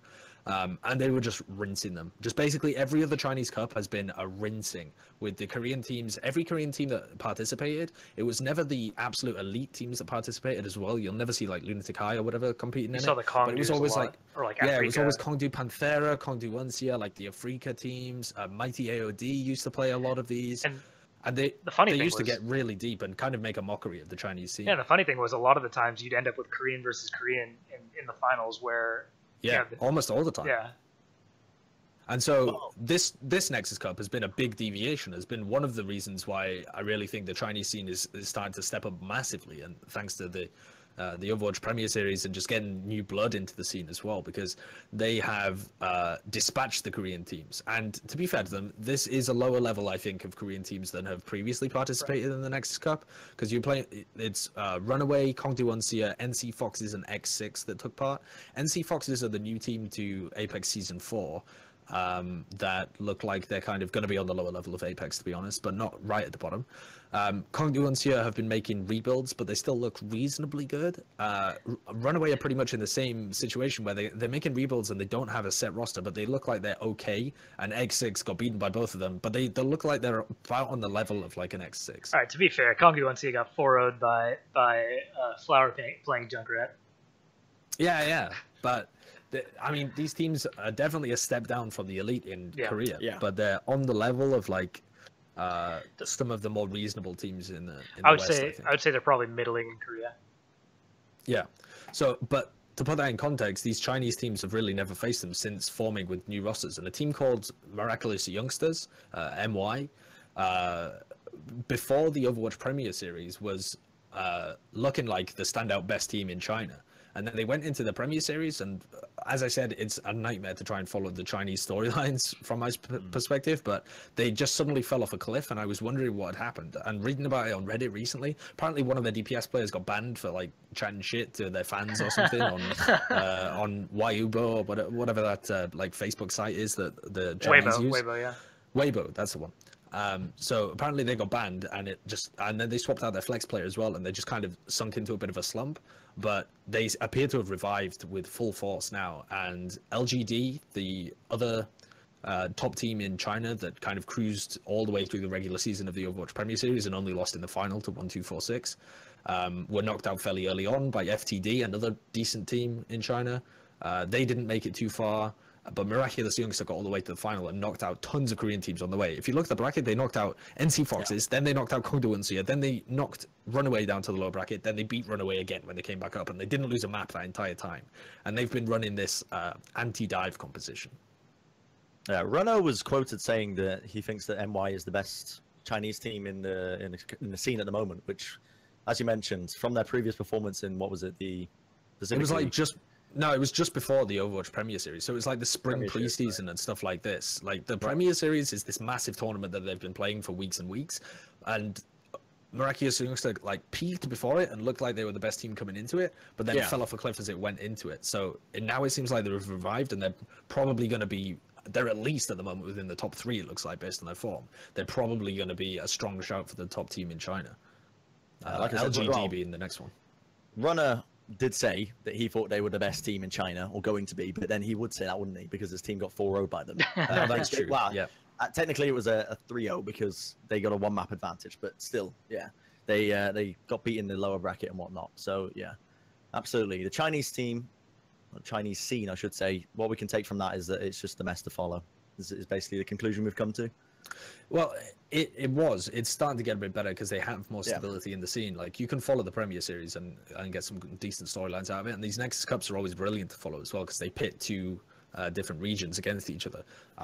Taking away stuff like China is currently better than Korea would be an unreasonable conclusion to draw from this. But definitely they're on, like, the top Chinese teams are definitely above the middling Korean teams, it seems, at the moment. But the reason that it was so impressive that Korean teams had always dominated these before is that they played on Chinese servers. So you'd have to wait for some kind of LAN, I think, like the APAC 2017, to really see how the two teams or two regions properly clash together. Like but this BlizzCon. Chinese anti-dive comp, yeah, like BlizzCon, kind of. But this Chinese anti-dive has been really interesting, actually, because it reminds me of strategies that people pull out in Plat, where they really want to run Ryan Zarya, and they think, okay, so what counters Winston? Right, we'll run a Reaper, and then they just run like the triple tank, but instead of having a third tank, they run like a Reaper instead of the Roadhog, and that is your composition. Like, you've either got a Tracer or a McCree or like a Widowmaker or something as your second DPS, and then you've got a Reaper, and then you've got your two tanks of Ryan and Zarya with the Ana behind them as well. but it's working reasonably well. Having said that, when you actually watch them playing against it, Runaway don't seem to have the faintest clue how to play into it. When they were making roster changes and they put Bumper over to Lucio, so they've lost Runner, or when they were playing the upper final, they lost Runner from the main roster. When they brought him back in the grand finals, they looked like they had more of a clue how to play against it, but they've changed both of their tank players. When they brought Runner back in, they moved Bumper back to Diva, so they'd only changed their one main tank player. But TZ, the new Winston that they've got, looks kind of clueless how to play into these teams. Maybe because they only ever practice against other teams playing dive. But for starters, the fact that they're playing Diva into it isn't, I think, the best way to play into it. Like, if you're a team that can play the triple DPS would be so much better into this Chinese anti-dive comp, I think. Because you can just apply so much pressure onto the Reinhardt really early on, and then just dive in on anybody you like. I think the other thing is that you need to be careful with cooldown management and stuff like that, where you need to watch the Zarya's barriers. You need to watch, I guess, Ryan's shield. I think that Runaway probably hasn't been used to playing this kind of style before. Like, they've been playing against the dive meta for so long. So I think that it can partially be forgiven, but I definitely don't think that we've seen essentially like a fair matchup of dive versus anti-dive. I think we need to wait and see how it develops a bit more. Yeah, people on Reddit calling it the second coming of Christ, like the dive meta has finally been vanquished or whatever. I think they're getting slightly ahead of themselves because there's a couple of reasons why I'm really not convinced by this composition. First of all, Runaway are like half the time running an Ana with their dive and playing like a poke dive comp into this, but with a Genji Tracer. They're like trying to poke dive into it, and they're just getting pulled apart because when they try and like poke and try and commit, they're taking angles where they're just trying to directly fight them instead of spreading out, and you're never going to be able to do that because as soon as you engage, you're just getting torn apart by the Reaper. Your Diva doesn't know which way to go, and you don't have the damage coming out of the Zen, so you're not even putting pressure on the Reinhardt shield. It's like step one would be running a Zen in your dive composition, so that they can't just have the Ryan shield up the entire time. And then step two, add the Soldier 76 instead of a Diva, because Diva. Yeah, and try and have something like that. I feel like Diva doesn't really even fit in this composition because when you think about it, Diva has to either a counter Reaper, otherwise the people that are diving him are just going to get torn apart. But like if you counter the Reaper, then your supports are just kind of out in the open, right? So like it's kind of a lose-lose with Diva, I think, where if you have Soldier 76, you can put out a lot of damage that they can't really, I guess. You're putting out damage, and they don't really have a way to engage onto you, right? So you're free to poke down. Long range damage, because obviously they're not running dive. Yeah. So, yeah, I think it's a good counter to like the 2-2-2 poke dive that the Koreans really like. But I think if they tried to run it in Europe, where people have been playing against tanks and have been playing triple DPS, and even in North America as well, I think they just kind of get butchered. I think if teams start to try and use the same composition, they're going to have a lot of difficulty running against teams that are comfortable going over to triple DPS or much more engage heavy, or not even engage heavy, but if you literally just play triple DPS and fan out and put loads of pressure on the Ryan shield, they're not going to be able to even like move forwards or get into position for starters. And the other reason why I'm not really convinced about this composition is that people are touting it as if this was the reason why Miraculous Youngsters ended up winning the Nexus Cup. But if you actually look at it, like they use this in about a third of the time, I would guess. I haven't actually looked at the Winston's Lab statistics, but just thinking about it, they used it on defense a lot of the time. Basically any situation where you would think, like back when Europe used to play Reinhardt and Winston at the beginning of this meta, basically any situation where teams like Misfits or Hammers would have played Reinhardt in the past, they're using this composition. But for a lot of the comps, you still have to run the Winston Diva, and they're playing direct mirror matchups, or they were playing the Tracer like Tracer Sombra or Tracer Soldier compositions with the Winston Diva. And they were still beating Runaway. So they were just outclassing them in all of their compositions. It wasn't that they were playing anti-dive and countering Runaway. Like, yes, they did in some sense, and certainly the people in charge of like Team Korea and stuff like that have adopted it and thought that it's a really good strategy. But I'm not totally convinced at this point, because it doesn't seem like it's been played out across multiple teams or even against a team that would otherwise beat them. They seem to be playing it against a team that they're beating anyway, and then they're like, haha, look at this counter comp.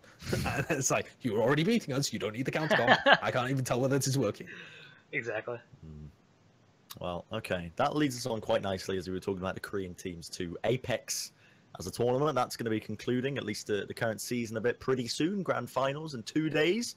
What are we thinking about Apex then? What are we funking? Funking emoji. The problem here is that it's been so long since the semifinals, right? It's been 2-3 weeks almost.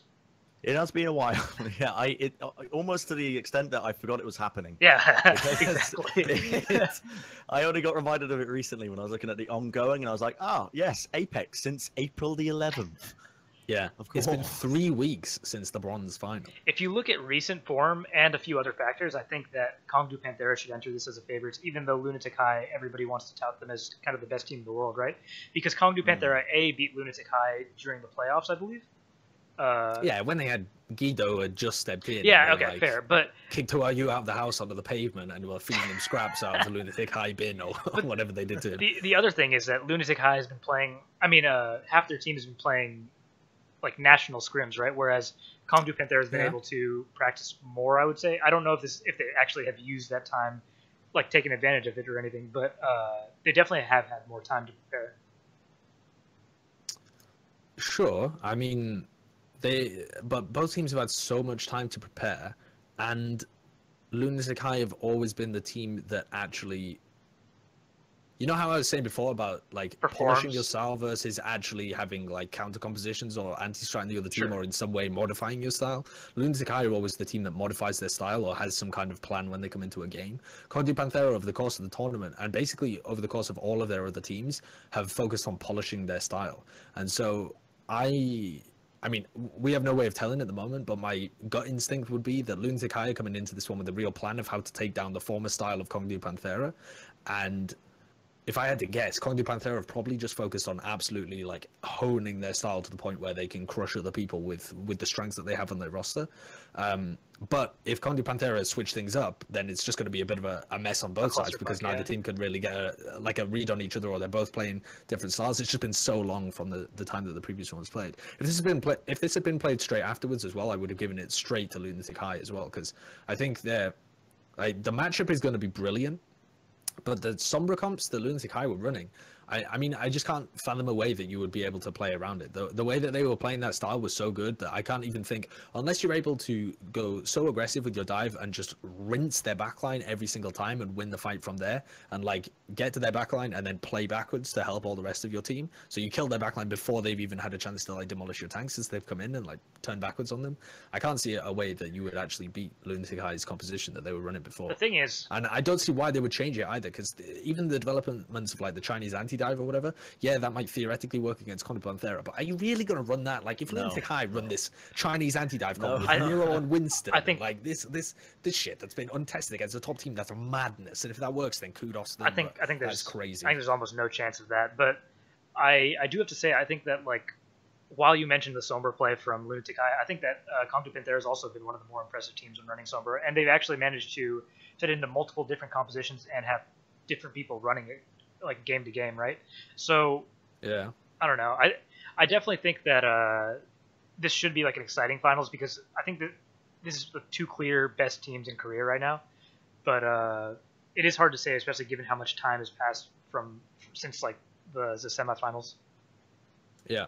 The raw way that I saw these styles breaking down previously was that Kongdu Panthera had a very aggressive DPS-focused style where they would just try and put a lot of resources on their DPS players, play aggressively into them, try and get a lot of kills. Like, they'd be diving the backlines, this kind of stuff. They didn't play defensive at all. Like, they're not trying to counter-initiate or curl back defensively on their own team.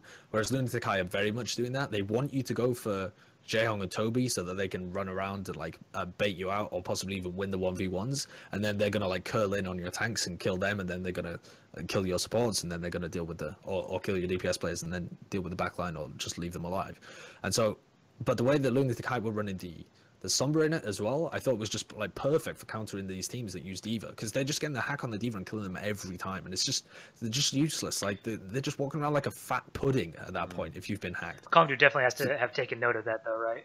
Because D.Va's just useless. Yeah, but what do you do about it? Like, I think you play the triple DPS and just try and go super ham on them, which Kongdu Panthera kind of could do, but Void doesn't play that much. They had Waka Waka on the Soldier. Didn't they? Yeah, well, a couple of times earlier on in the season they did. Later on in the season, they actually had Waka Waka sticking to the Lucio. I think he's definitely improved on the Lucio as well. This was back in May, actually. It's been a long time. Yeah, it was a long time ago. It's been a long time. So there's so much room for deviation from what I would have thought of as like their classic styles, because they've had so long to prepare. They've had 3 weeks to come up with a different style, try and hone it, see what works, see what doesn't for them. I mean, it's going to be a lot of map-specific stuff, but I think the thing that you're talking about with Sombra is going to be probably one of the defining factors of the finals as well, is which team's able to use Sombra most effectively just in normal fights as well, which Lunatic has been able to get incredible value out of by neutralizing their tanks, but also which team's able to play around the EMPs really well, which is something that Conduit Panthera have been excellent with. Like, the defense, the positioning on the defense and stuff is incredible, probably one of the best in the world. So it should be amazing, but when you have two teams that are playing Sombra into each other, that are playing like really risky kind of counter styles, you've got a potential for a wipe or the snowballs to develop no matter what happens. So while it has the potential to be an amazing match, it could actually just be a wipe, honestly, either way. Like, if Lunatic High style ends up working out really well and they just pick Void every single time, roll that forward. Covering all the bases, aren't you, Sideshow? It really could be, though. Doesn't matter if Lunatic High win 4-0. Doesn't matter if Conduit Panthera win at 4-0. Sideshow's right at the end of the day. But the what matters is the way in which they win it. Right? They're not gonna Lunatic Eye aren't gonna win it by just suddenly out muscling Conduit Panthera. The other thing is we don't even know whether Who Are You is going to be playing. Yeah, exactly. Like, this is a team that had such a fantastically different style depending on who they fielded. But and you just have no idea what's going to happen. If they play Who Are You, I think that'd be mega risky, especially because they haven't been practicing with them for a long time, right? Well, you don't know. Yeah, I get. I think they've had 3 weeks. It was only recently made known to the public. I don't even know if it's actually been broken, has it? That Who Are You is not in trouble. Yeah, they were back in the team house. Well, it has now. Oh yeah, now it's there you broken. go. No, someone posted on Reddit that he was back in the team house. Like, they translated somebody's stream or something saying he was back in the team house. Probably Robin. But how weird is that? I mean, to have had him out of the team house, like, what happened? It's Who knows? hard to imagine, yeah. Yeah, it's a weird situation. Maybe he was toxic in solo queue, dude. He always did seem like a bit of a like toxic character, actually. Just the way that he was interacting with his team, like whenever it was translated, he was very uppity towards the coaches and stuff like that. I liked it. You're only saying this because he plays Genji. He was just like an edgelord. All right. Well, we've discussed the strats. I think we discussed the Apex finals as well to death almost. Sideshow is undecided. He doesn't know who's going to win it. He's just gone with everyone. I have no idea. Everyone could potentially win it. Honestly, either team. Now, the final, place it 50-50. Final footnote is Doomfist. I wanted to sort of bring him in when we were talking about the Chinese anti-dive, but Doomfist, he's been on the PTR for some time. Have you guys played him? You played him at all? I have played him. He's incredible. I would like to note that you said that you called Doomfist a footnote when he should be a fist note, but carry on. Edit this out. Edit that out right now. Delete this. Delete it. Get it out. No, right. But yeah, no, Doomfist, he's been available for a while. In my mind, I theorized that he was going to be used in defensive dive because I couldn't imagine being used in an aggressive dive comp, like a triple DPS dive comp, because to engage in the fights, he has to use all of his damage abilities. He's got nothing to get out with. I thought it was going to be a lot more peel based, but from what I've heard from various pro players that have been fielding him, they've had a lot more success with him running sort of almost traditional tank. So Reinhardt comps, Reinhardt Zarya's. I've seen him used on both. I think people still need to experiment with him. It's only been a few weeks on PTR, right? But yes. What I've noticed his playstyle tends to be is with that tank composition, you often see him either staying with the supports and peeling because basically just dive can't get on them if you're punching them away, right?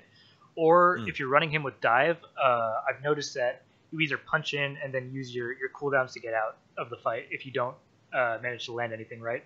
So I think it's kind of like a linear playstyle when you look at him, but it's a different type of playstyle on different compositions, I would say. Sideshow, any thoughts?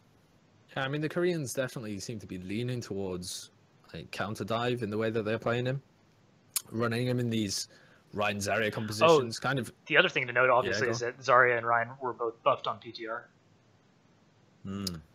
Yeah. That's what I mean exactly. So Doomfist coming in isn't the only changes. You've got the Zarya changes, which remind me of what those are. So again. It was now the only thing that can get out of a Zarya Graviton is Reaper Shift or Orisa Shift. Yeah, so there's not a lot. I mean, the thing is though, I don't think that's that much of a buff. Like it's a buff in a sense, but the hardest thing to pull off about the Zarya Gravitons was just avoiding the D.Va in the first place, or landing it on enough people to actually like suck them in the first place. I don't think it was like You're not seeing lots of pro Zaryas running around hitting sick gravitons, and then suddenly like everyone uses their abilities just to like, poof, and they're gone, and then you just sat there looking at an empty black hole like, what? And if you manage to land a lot of people, you had it.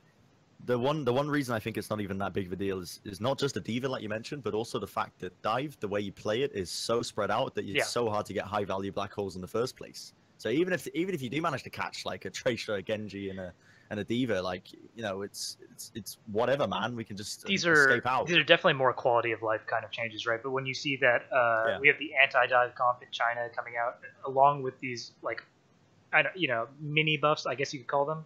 And then to top it off, Doomfist kind of fits in with them perfectly. I think it's kind of like the whole, the perfect storm, if you will. Yeah, I'm going to talk as well. I'm going to relate back to the way they do the balancing in Dota as well, because your favorite game, Reddit. Yeah, my favorite game, Dota 2. I do like it. It's a good game. Harsha hates it. We were having a discussion before this podcast started. We started it off with a League of Legends versus Dota. No. Straight off the bat. I called both of them trash. Yeah, and I was adamantly defending Dota 2, but regardless of that, the way they do balancing, nobody on Dota, the panel defending League of Legends. So let's put that out there. Nobody likes League of Legends here. Nobody, no. But yeah, the way they do it is small incremental changes, and unless they completely rework a hero, they just remove them from the competitive sort of draft game mode that they use. Because obviously it's picks and bans in Dota 2, whereas that doesn't happen in Overwatch. But they remove him from the scene for a long time until he's properly tuned, until the hero is properly tuned. Might not be a he, might be a her, but might be an it. Or an it. Yeah, the way it might be an it. Yeah, exactly. They do have like giant walking. What? Might be Zimzer. All right, but the point I'm trying to make was these small incremental changes are often the best way to balance, because next thing you know, suddenly these tiny changes have been building up, and suddenly Zarya is a first pick material. I'm just saying, these small changes, they might not seem much in the short term, but if you look at over the course of the grand scheme of things, small tiny buffs can eventually just cause a tipping point for a hero to be played over most of the heroes. We noticed this with both Sombra and Ana, right? Yes. Where Ana was released and she was underwhelming, so they upped her fire speed, her damage, a bunch of stuff, and she was just ridiculous, controlled the meta for like, I would say 6 months almost. And then Sombra was, I mean, I don't know if she was bad on release, but she didn't really do much, and then they buffed her hack, they buffed her cooldowns, and now her EMP is just up every, 35, 40 seconds, right? So it's crazy. Yeah. Brilliant. That's Sideshow's face is the look of a man who's watched far too much Sombra gameplay. Far too many Sombra A man who's been hacked far too many times. He's tried to search for the answers on how to counter it, but he just can't see it. Those deep, dark pupils is just... It's up every fucking fight. A man who... It is up every fight. It's crazy. It's honestly crazy. She gives you a lot of material for that Rewind series, though. Yeah, she does. That's what you bloody talk about is Sombra.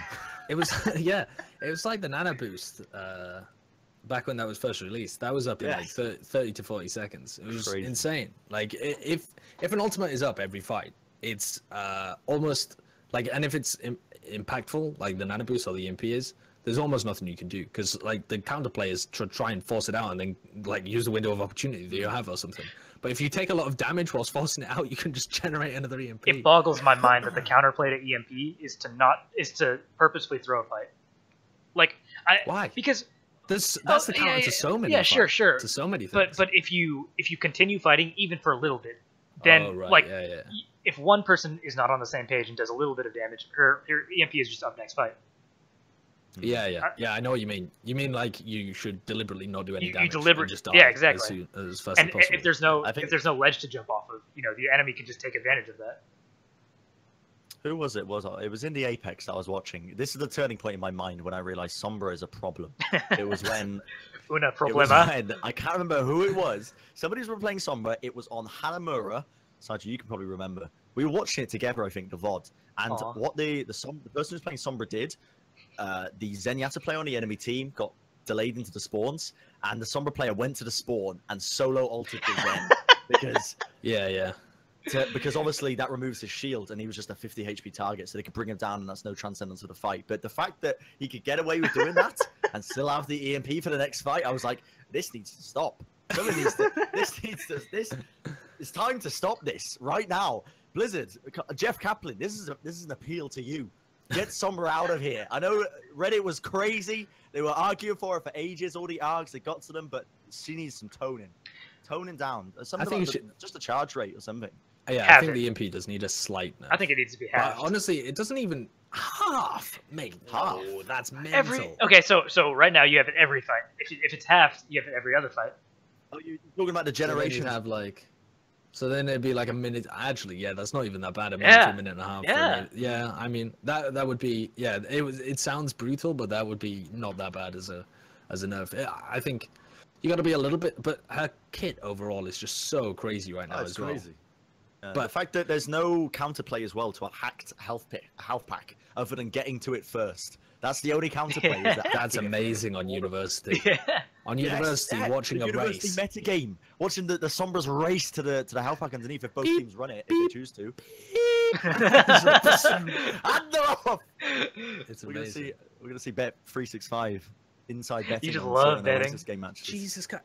Honestly, are you sponsored, mate? Are they holding you hostage or something? Is there a man with a gun that's like branded Bet365? You two, the Colt 365 with a gun to your head.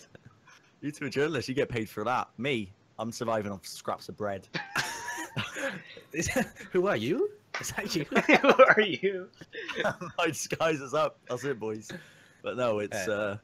But in terms of how they use the Doomfist in these compositions, I do think that it's going to be used like more anti-dive in the way that they have it. Like I think it's going to allow teams to run tanks because there are situations like even when people were using a lot of Diva Winston and stuff like this, a couple of months ago, people were still trying to integrate tanks into some different portions of the map, like Numbani Last, like Nepal Sanctum. Yeah, like Sanctum, a lot of teams used to play it. The end of Route 66 in like the warehouse, a lot of teams used to play it. Areas like this, you would see a lot of the more Reinhardt-centric compositions. I think we're going to see like a bit of a revival of that. And I actually like the way that they're making very small balance changes. And I think in general, people are being whiny little bitches about the fact that this meta's lasted a long time. Because honestly, they have like rose-tinted glasses about the triple tank in the core tank that happened in December. But then they forget that there was a great period at the beginning of this where we were calling it like the versatility meta or whatever, where there was fucking people were playing tanks or people were playing dive or people were playing triple DPS just based on the strength of the team. What I don't understand is that we had all of these exact same complaints about triple tank. We had all of these exact same. I hated triple tank. I hated it. The fact that you jump into ranked, and if you weren't playing triple tank, people would scream at you. And the funny thing was, right before when teams were just starting to run it, I would go into ranked. I'd say, "Come on, guys, let's run triple tank," and they'd be like, "What? What are you saying?"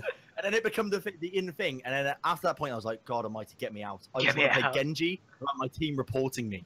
Just like, goodness gracious me. Like, because unless you've got more than one DPS, that's it. They decide that the game is thrown. They're just going to give up an AFK and spawn. It's for future reference. The Bren should always be reported. If you're playing with Bren. If you ever see me in ranked, consider yourself lucky. You've been blessed with a free win. Brenji has probably cost this combined call at least 1,000 ELO. It's very possible. It's very possible. That was an SR.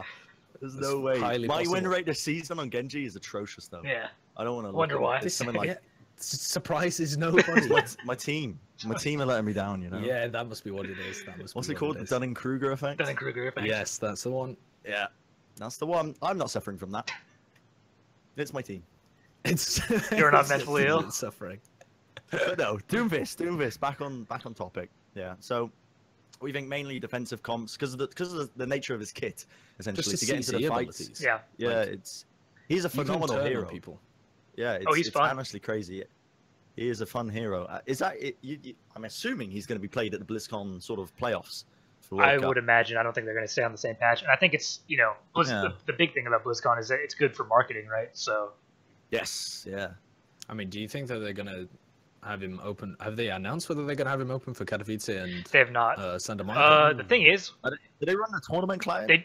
Yeah, they're running on the LAN server with like 144 hertz. I'd imagine they'd run on the previous patches because teams have been practicing for so long. But the one thing to note is that they do have a 1 week break right now, so they could reasonably expect people to be used to Doomfist. Also, I know that a lot of pros are scrimming with Doomfist. Like, in fact, Yeah. I think most of them are Yes. playing on PTR. So I wouldn't be surprised if they went either way with it, to be honest. In fact, I would. It seems more likely that they would actually just take it live now, because by the time Burbank finishes, it's pretty late in the day, isn't it? When does that happen? That would be I think 3 weeks. That finishes on August the 14th. Yeah. Mm-hmm. Yeah, I mean, yeah, it's just over 2 weeks. That's not too bad for them to keep it on the previous patch. It'd be interesting to see what the finals does as well. Are we playing that on Doomfist? I mean, the Apex finals. Like, are we playing that on the Doomfist? Oh, definitely not. That Probably. definitely won't be. Yeah, I would Definitely imagine not. that's just going to be on the previous patch, because that's what they've been practicing on for 3 weeks. That would be insane if they threw it over to that the day after. Then it would be anyone's game. Yeah, it would. Josh, you would be correct. It could be anyone's game. It is anybody's game. Honestly, it depends how much preparation they put into it. That's going to be a mental final. Okay. Well, I mean, how long have we been talking now? How long has this call been going? I mean, 1 we've had to hour. remake the call. And 1 hour and it 35 says minutes. 1 hour 22 minutes. 35 minutes. How long have you been recording? Jeez Louise. I mean, that is pretty good. Any other points you guys want to cover? I think we've covered most of the Overwatch related stuff. We didn't want to talk about roster changes or anything like that, mainly because there's been so many of them since the last inception of the... I feel like a lot of them just don't matter right now, also, because there are no tournaments to talk Yeah. about. I mean, World Cup. Yeah, or- well...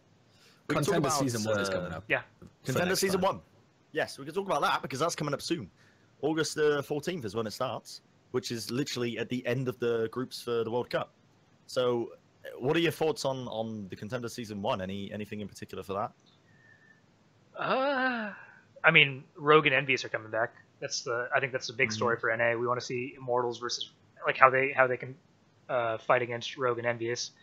EU, honestly, You're talking about Immortals then? Immortals, yeah. In EU, I don't know. I think that it's hard to say because we just haven't seen these teams compete in a while, right? So I think right now Yeah. United remains the favorites, but I definitely could just be wrong right now. Yeah, I mean, 1, 2, 3 have replaced Kodak with Hafikul. That was in recent times. That's actually happened now, hasn't it? Automatically a mid-tier team now. No, he's still trialing officially. Trialing? But Okay. I'm pretty sure they're only trialing him at the moment. So Right. we So, don't know yeah. whether he's going to be on there permanently, but it seems likely. And you heard this through the grapevine. Contenders- Through the but grapevine, I that's think, where I heard it. right now, the state of EU compared to the NA scene, without a shadow of doubt, NA is so much stronger than EU. I feel. I think I so agree as as well well. at the moment. Yeah, I think EU has it united, but I think the rest of the teams have been, I would say, not at the level of NA. I mean, that's not partly their fault. I mean, there has been a significant sort of drought of tournaments. There was one earlier today, wasn't there, being played? What was it, the Legends? Yeah, it was with mostly lower tier teams, I think. Yeah. But other than that, it's been pretty bare in the EU scene. But other than that, I think we've gone through every single topic. Josh has just messaged me saying, "We need to go to the toilet soon. Let's please wrap up." Probably didn't want me to read that out loud, but I've done it anyway, kids. Well, Unlucky. one thing you didn't see on camera is that he has a fucking massive jug of water. He's lifted it up a couple of Have times, you? unless you're planning on editing it out every time. Yeah, lift it There up. we go. It's huge. He just came walking into the room, just holding this massive jug. Cheers. Of water. Cheers. Cheers. I just got a cup of tea that says, "Do what you love." There's a thumbnail. There you go. Do what you love, everyone. If it includes talking in your bedroom until the early hours of the morning with random strangers on the internet, we're not really strangers, but do it. Do You're what you love. strange. I don't know whether I'd call you I'm strange. definitely strange. That's what I can test. Josh is staring daggers into me right now. He just wants me to wrap up so badly. All right, it's over. I hope you enjoyed the first episode of Through the Grapevine, the pilot episode. I hope it wasn't too unprofessional for all of you, but it was good. It was good. Let's do this soon. Let's meet up. Let's meet up again sometime. If you do say so yourself, it was good. I'm gonna say it. It was good. It was definitely good. All right, let's end it.